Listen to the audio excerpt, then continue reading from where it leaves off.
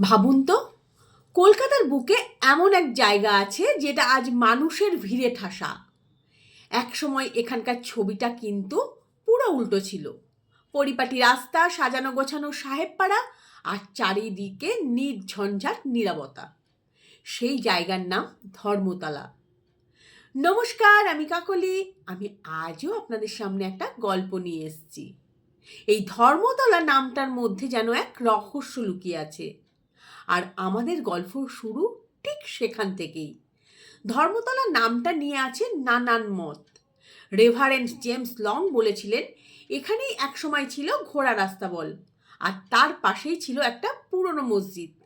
মহানগরে প্রথম কারবেলার সমাবেশ নাকি হতো সেই মসজিদেই। লং সাহেবের ধারণা এই ধর্মীয় আবহাওয়া থেকেই জায়গাটার নাম হয় ধর্মতলা। আরেকটা ব্যাখ্যা দিয়েছিলেন ডক্টর হর্নেল। তিনি বলেছিলেন জানবাজার এলাকায় বৌদ্ধদের একটা বসতি ছিল, সেখানে ধর্মীয় অনুষ্ঠান হতো নিয়মিত। সেই অনুষ্ঠান থেকেই নাকি নামটা এসেছে।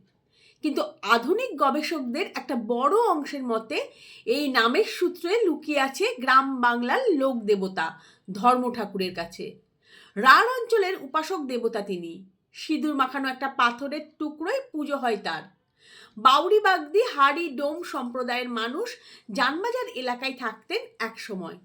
তারা এখানে বানিয়েছিলেন ধর্ম ঠাকুরের নিজের মন্দির। সব মিলিয়ে এলাকা তখন একেবারে উৎসবের কেন্দ্র হয়ে উঠেছিল। ধর্মতলা ছিল খুবই গুরুত্বপূর্ণ জায়গা। একদিকে ফোর্ট উইলিয়াম, অন্যদিকে জনবসতি। মাঝের খোলা জায়গাটাকে সাহেবরা বলতেন এসপ্ল্যানেড। তাই ধর্মতলাকে অনেকেই ডাকতেন সেই নামেই। এখানে একসময় ছিল মেম্বা পীরের বাজার। পরে হগ মার্কেট তৈরি হওয়ায় পুরনো বাজারের গুরুত্ব ধীরে ধীরে কমে যায়। আজ ধর্মতলা কলকাতার হৃদস্পন্দন। কিন্তু এই ব্যস্ততার পেছনে লুকিয়ে আছে সাহেবপাড়ার স্মৃতি, লোকবিশ্বাস, ধর্মীয় ঐতিহ্য আর শহরের নিজস্ব বিবর্তনের গল্প। ধর্মতলা তাই শুধু একটা জায়গা নয়, কলকাতার ইতিহাসে এক জীবন্ত অধ্যায়। কেমন লাগলো আজকের গল্প? ভালো লাগলে লাইক, শেয়ার আর কমেন্ট করবেন। ভালো থাকবেন সবাই।